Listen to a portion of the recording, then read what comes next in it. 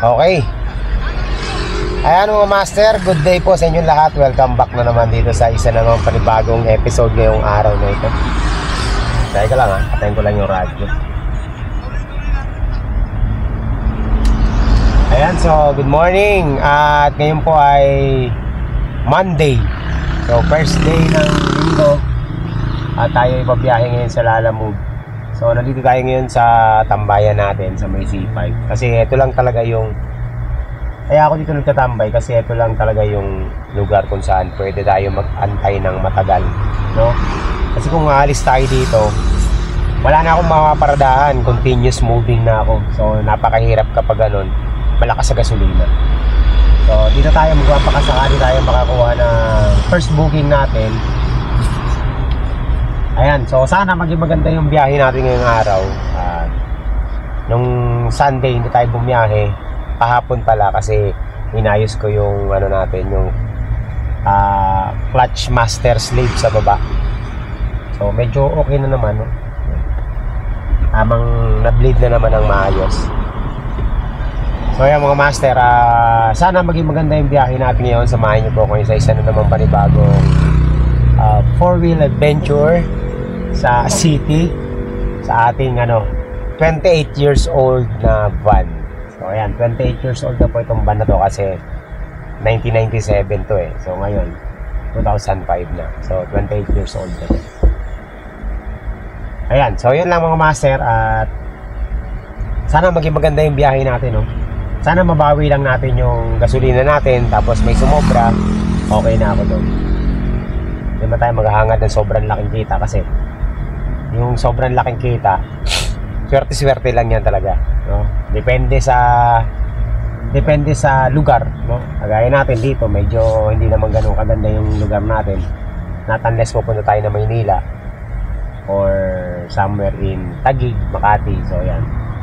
Pero na-targetin natin papuntang Taguig na biyahe, no? Sa Taguig,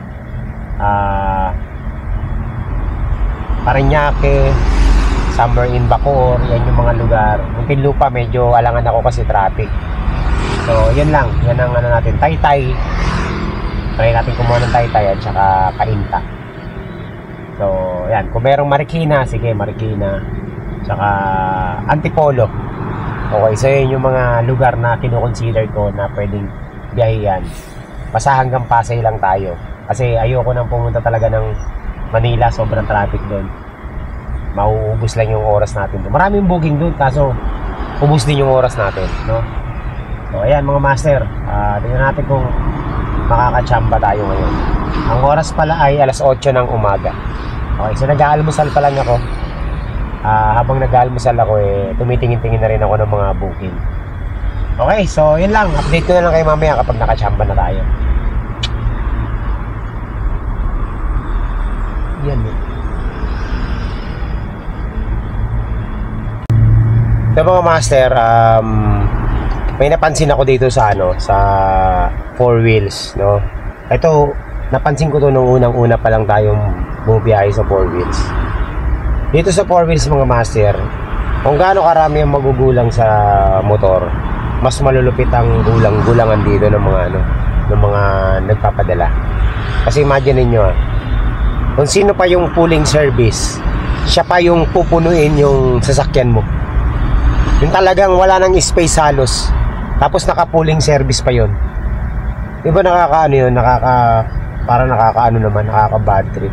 Kasi pulling service ka na nga, pinuno mo pa yung yung rider. Sobrang baba na yung fare mo, tapos malayo na yung pupuntahan, tapos puno pa. Wala nang time, wala nang chance na makapag-double book si rider o makapag-triple book man lang. Mano man lang dun sa mga magpapadala. Dapat kapag marami kayong ipapadala, huwag nyo ipupuling service, i-priority nyo na, o kaya gusto nyo doblehin nyo na yung bayad. Kasi kawawa naman si rider, hindi naman libre yung gasolina, diba? Napakamahal ng gasolina ngayon, tapos ganyan pa nagpapadala kayong punuan.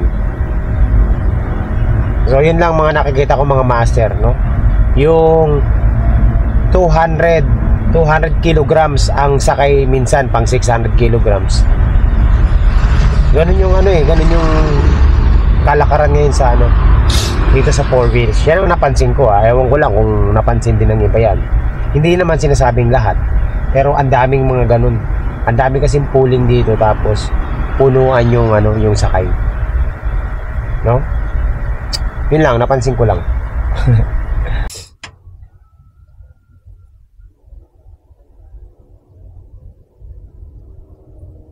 Grabe. Hindi ako makasingit sa mga sa mga booking. Ang hirap Ang hirap makipagsabayan, mga master. Ang lulupit ng mga mga driver dito. Ang dami na lumabas na booking, wala pa ako nakukuha kahit isa. Meron, nagsiswipe ako kaso not available na agad.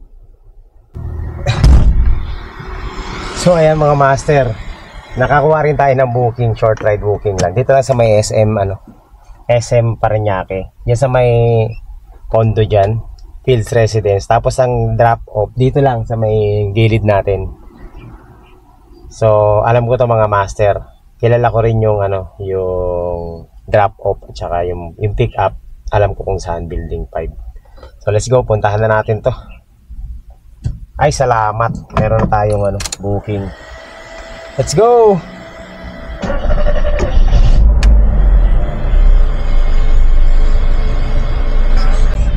Nakachamba rin tayo ng booking. Okay lang to kasi dyan lang sa building na yan, malapit lang. So ang fare nito is 250 mga master.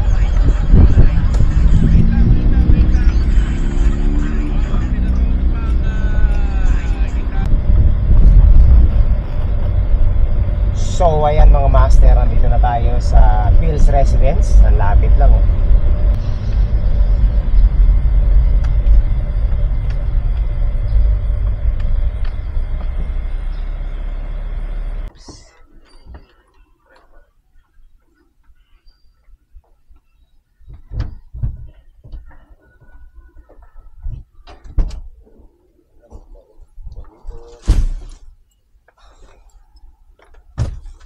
Bali, ito na lang po yung bayad nito, sir.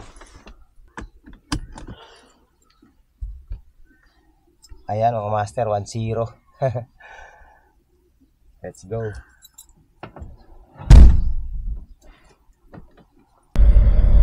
Okay, ayan mga master, nandito na tayo sa ating drop off. Yan, alam ko to. Dali-dali. Lahat yan. Lahat yan.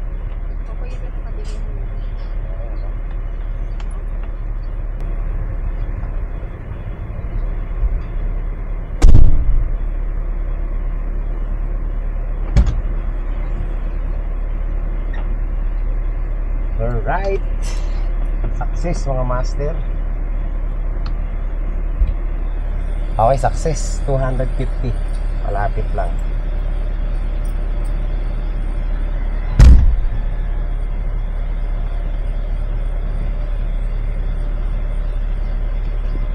So lalabas tayo dito ng Gatchalian at babalik tayo dun sa pwesto natin. Mag-aabang na naman tayo ng ng booking. Kaya natin kung makakachamba tayo ulit.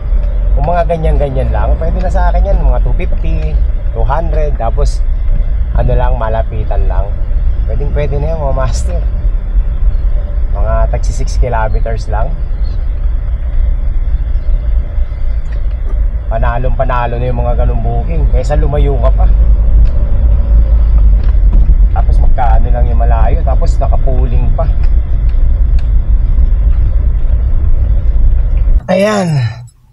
So mga master, meron na tayong booking papuntang Cainta.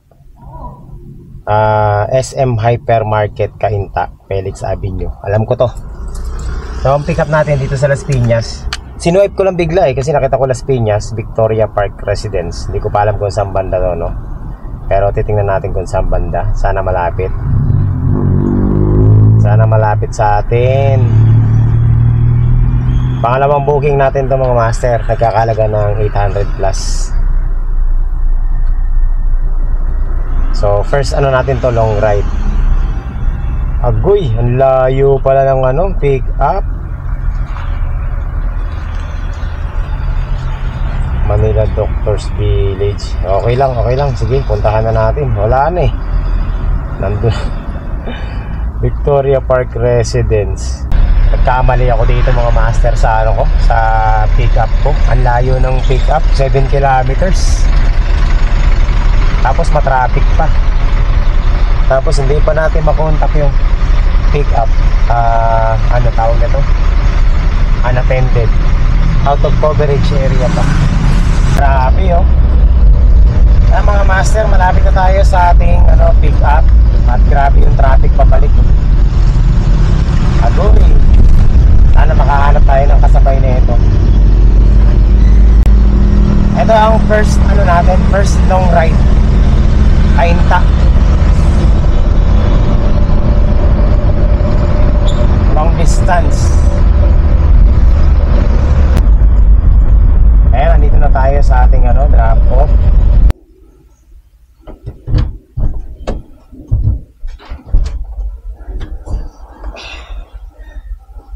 Buti na Ha?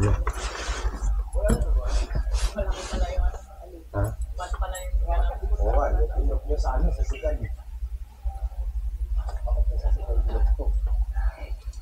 Pa na lang. Buti pala, no? Ito yung gamit mo. Kaya dapat may dagdag ka. Ado na lang ba? Madali yung bike kaya. Okay. Ganun lang yung Sige.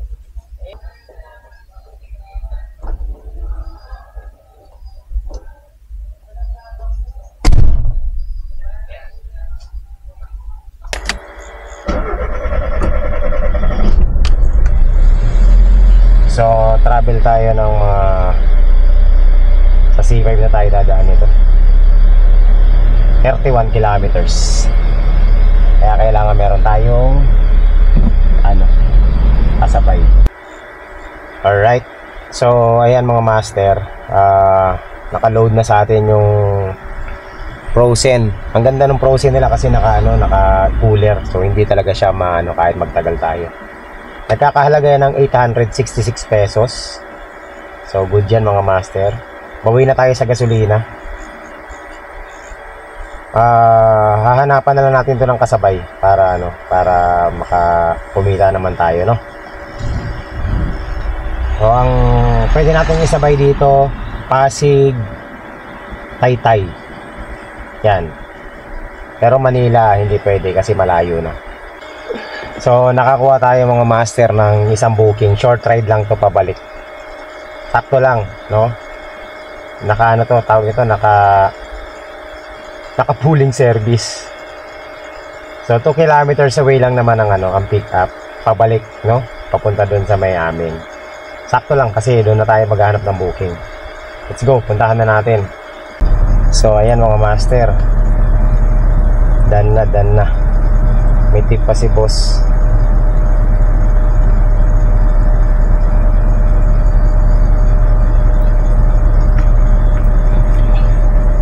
At least tawag ito, meron tayong pang gasolina.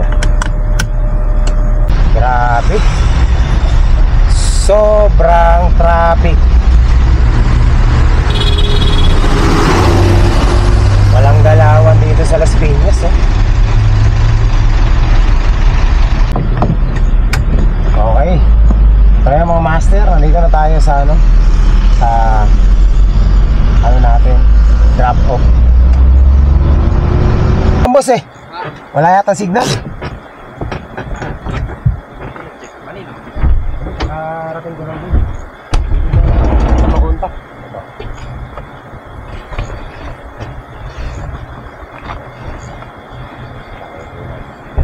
Okay.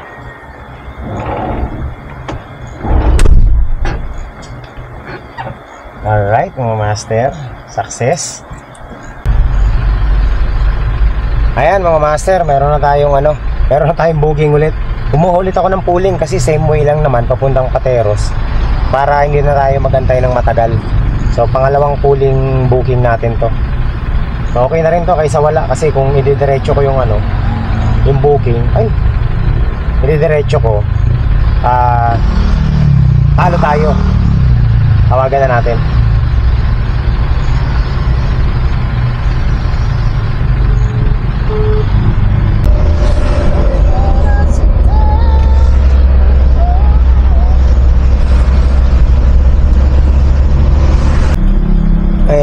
master, andito na tayo sa ating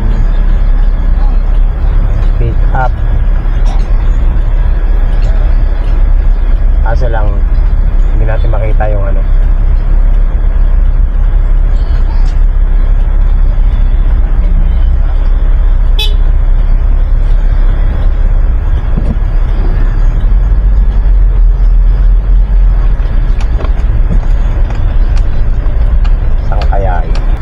Laro. Kami, yan. Okay na.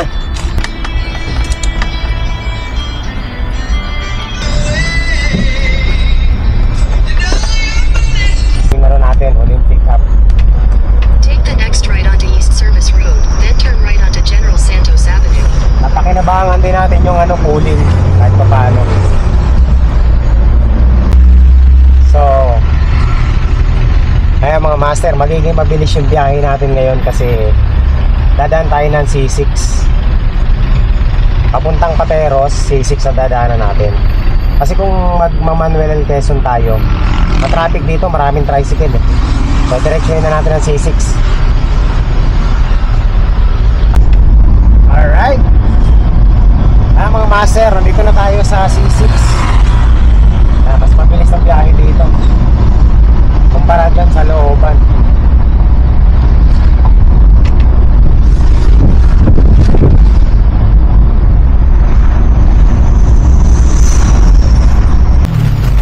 Okay. Kaya mga master, dito na tayo sa ating ano, sa ating drop off. Grabe pala dito. Okay. Ay, salamat. Wala pa siya may binigay na resibo, ya? Ayan, binigyan ko ah. Ayan, yan, yan. Hindi nakita. Oo ay. Ay ma'am, pwede bang makisuyo pasara? Thank you.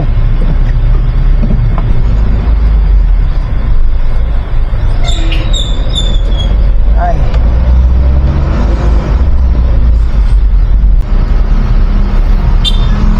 Sobrang traffic pa din. Malupit din ang traffic dito sa ano.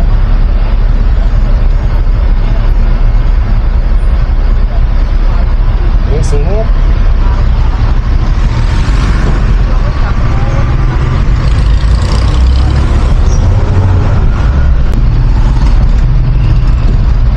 Grabe mga master, nakakaburiyon yung traffic. Inabot na tayo ng alas 3 oh. 3 oras na tayo nagbibiyahe galing ng Las Piñas. Pero okay lang, nakatatlong booking naman tayo eh. Sobrang traffic dito mga master oh. Mag-aalas 4 no, 3:51 na. Andito pa rin tayo sa 1.9 kilometers away na lang tayo. Sobrang traffic.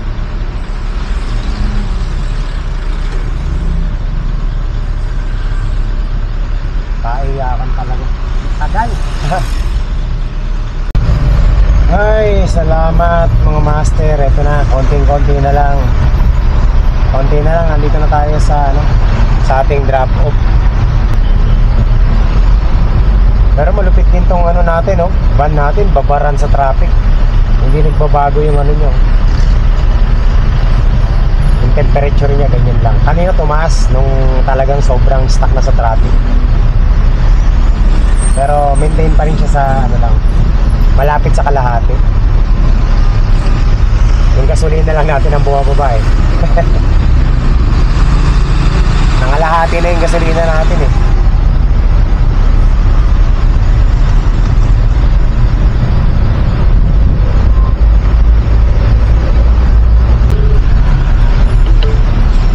You have arrived. Ayan mga master, nandito na tayo.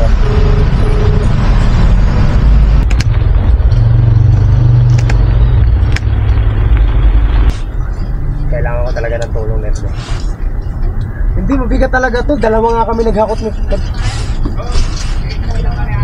Dalawa kami nagano nito. Kumaniwala din. O sige, tinan mo. O ano? Wait lang, sir. Hindi ko kaya to. O diba? Ay hindi, pwede pala pagpatungin natin. Na! Hindi na ako mag-division. Ito magaan to. Ito lang, sir. Ay, mag-ana. O ito. Pwedeng i-tumbling ito.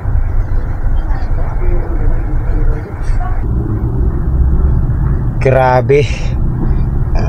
Ngayon ang problema ko, saan ako magpa-park. Dahil sobrang dito mga master. Alam ko na. Doon muna tayo sa likod ng Doon muna tayo sa likod.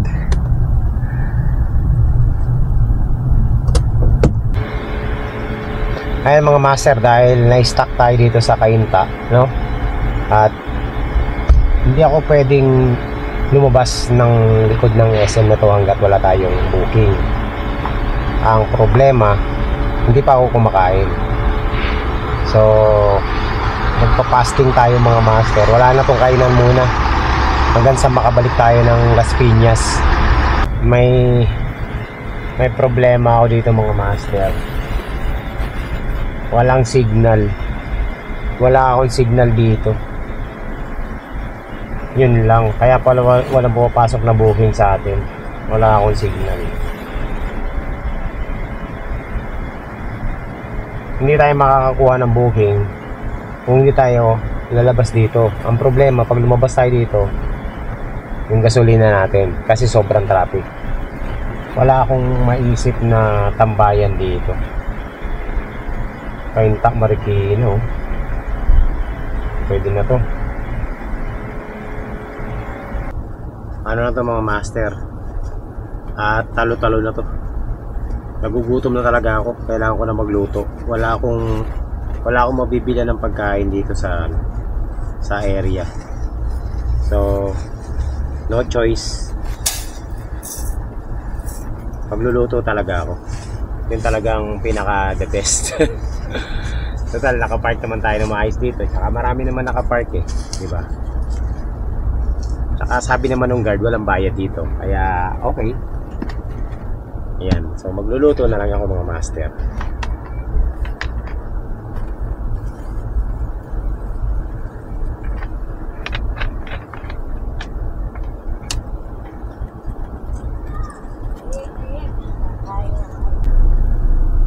Parang nga nangyari sa atin mga master, parang nag-stealth camping tayo dito sa sa likod ng SM Cainta, no? SM Cainta. Actually tayo lang yung, lahat kasi ng tao nagpa-park dito, automatic pupunta sila sa mall. Tayo lang nga nandito sa loob ng sasakyan at nagsasaing pa. So ayan, okay lang, wala namang security guard na sumisita sa atin. Sana wala. Tsaka sana bago tayo umalis dito, sana may booking na tayo. Ayan, so luto na yung ating kanin at ako'y kakain na muna ako. Sobrang gutom ko na. Wala pa akong tanghalian. Alas 5 na mga master. Dahil dun sa deliver natin na 3. Dun tayo nadali. So kakain muna ako. So ayan mga master, nakakain din ako ng tanghalian. Grabe, ang tanghalian natin ay alas 5 ng hapon, 5:30 to be exact. So yan, grabe. Ayan mga master, medyo sinuwerte tayo ngayon. Pagkatapos kong kumain, hinintay lang talaga tayo matapos kumain. Tapos nakakuha ako ng booking papuntang Parañaque. Ito pooling to, pero nagdagdag ng 60 pesos. So 342 pooling service papuntang Parañaque. Dito lang to sa Cainta, 3 kilometers away ang pick up. So let's go mga master. Puntahan na natin to para makauwi na tayo.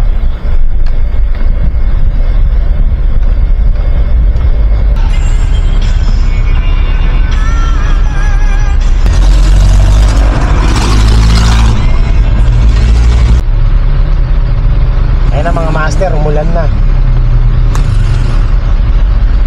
Umulan na. Di ba naman, right?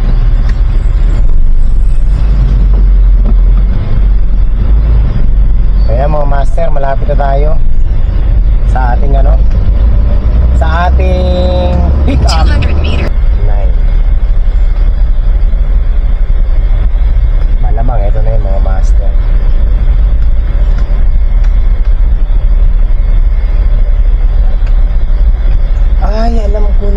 napikapan ko na to. Napikapan ko na to dati.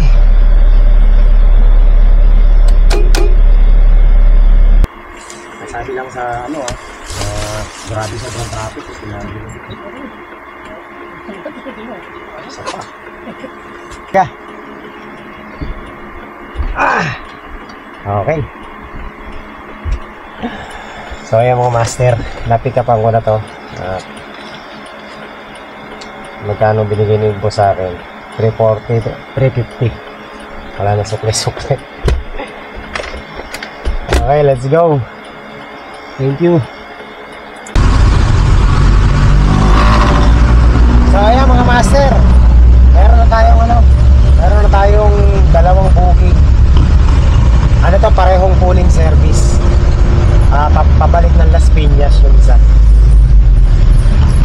And so mas maganda na tong meron tayong dala kaysa wala. Tapos susubukan pa rin natin makakuha ng regular booking, kasi pooling service naman to eh. Ang dadali natin yung aircon.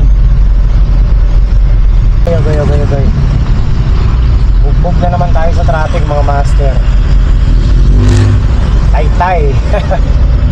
Ano pa lang to, Kainta. May dadaanan pa tayong Taytay bago tayo makaring ng another part ng Kainta, kasi sa Greenwoods tayo eh. Walang traffic sa Taytay. First time ako dumaan dito na walang traffic. Ayun lang mga master.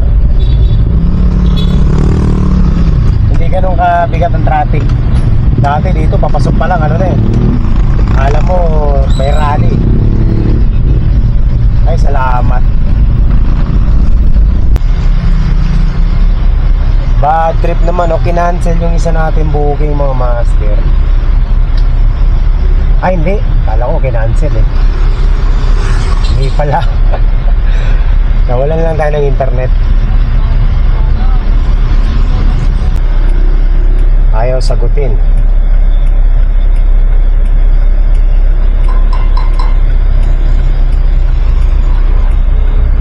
Ayaw sagutin. Sir, ano, nakausap nyo na po ba yung yung pipikapan? Hindi kasi hindi natatawagan yung number niya. Ano na lang po sir, pa-cancel na lang sa booking kung hindi makontak, kasi hindi ko rin siya makontak. Ayaw ko papasukin ng guard eh. Hindi diretso ka sa ano, kasi busy siya eh. Hindi sir, hindi nga ako pinapapasok ng guard. Kaya kailangan ko siya makontak. Kasi kung ibubuk din sa iba, ganun din po yung gagawin ng guard eh. Hindi rin papapasukin.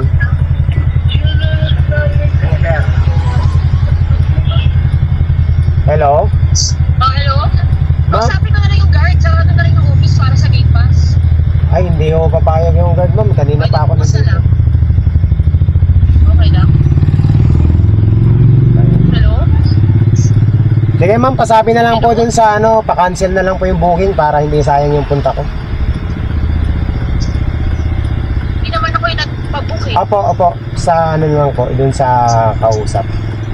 Nakausap na lang dyan sa guard. Gusto mo? Kausapin ko na lang yung guard. Teka lang po teka lang. Oo.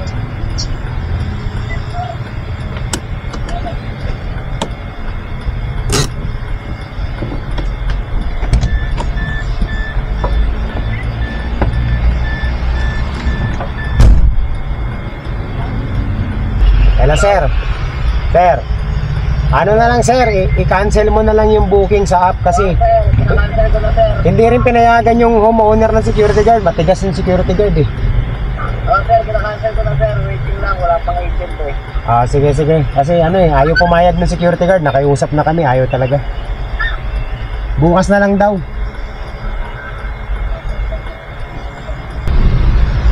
Goal ang biyahe natin mga master dahil dyan sa isang cancel na yan. Okay na eh. Dapat ba hindi na natin kinuha yun?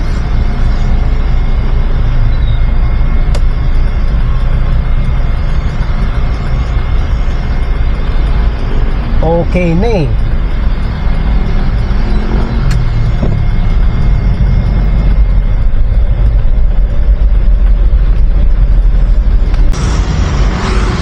Nagka na mga master. Kaleche-leche na yung biyahe natin.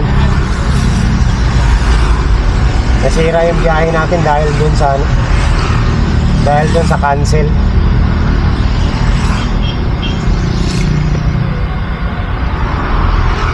Security guard yung yung tumapos sa sa homeowners. Walang palag yung homeowners, mga master.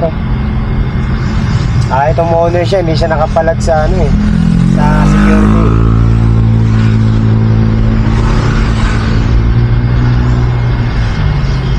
Ayaw talaga ayaw pumayag na walang gate pass yung aircon Kahit yung may-ari na yung kahit yung may-ari na yung tawag nito, yung nagsabi, hindi pa rin. Minsan, alam mo, minsan yung mga batas ng tao, minsan nonsense Grabe. Anong silbi kung wala kang kapangyarihan as homeowner na ilabas yung sarili mong gamit sa building.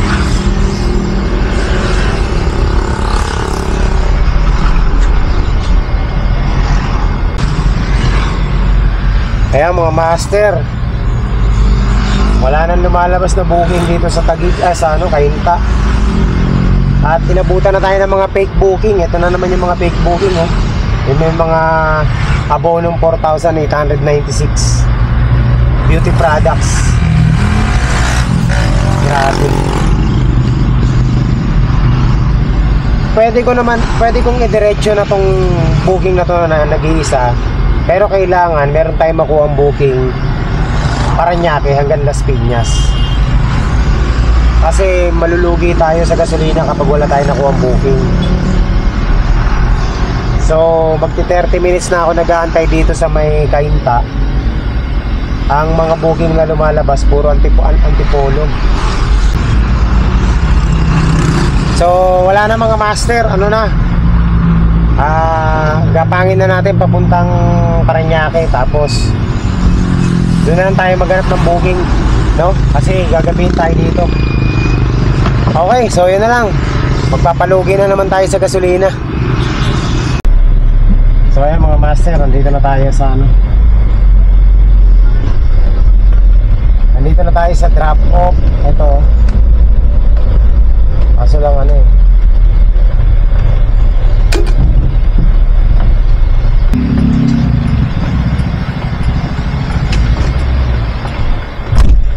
lumakas pa ang ulan.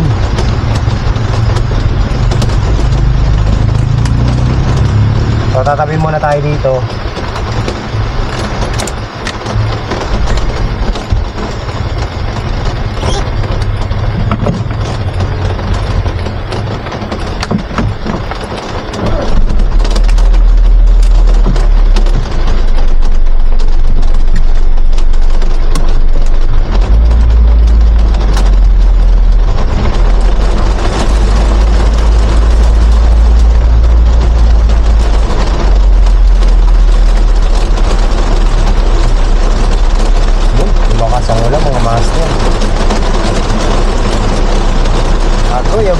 Agoy. Ang lakas ng ulan mga master halos wala na ako makita sa sa windshield. Tamang-tama yung pagbaba natin ng dala-dala natin, biglang bumuhos yung malakas na ulan. Wala na mga master, sira na yung biyahe natin. Naabutan na tayo ng mga fake booking. Ang dami ng fake booking. Tapos wala na nagbo-book. So no choice, kailangan na natin umuwi.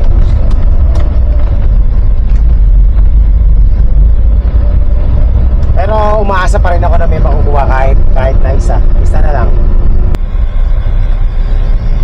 Okay, baha.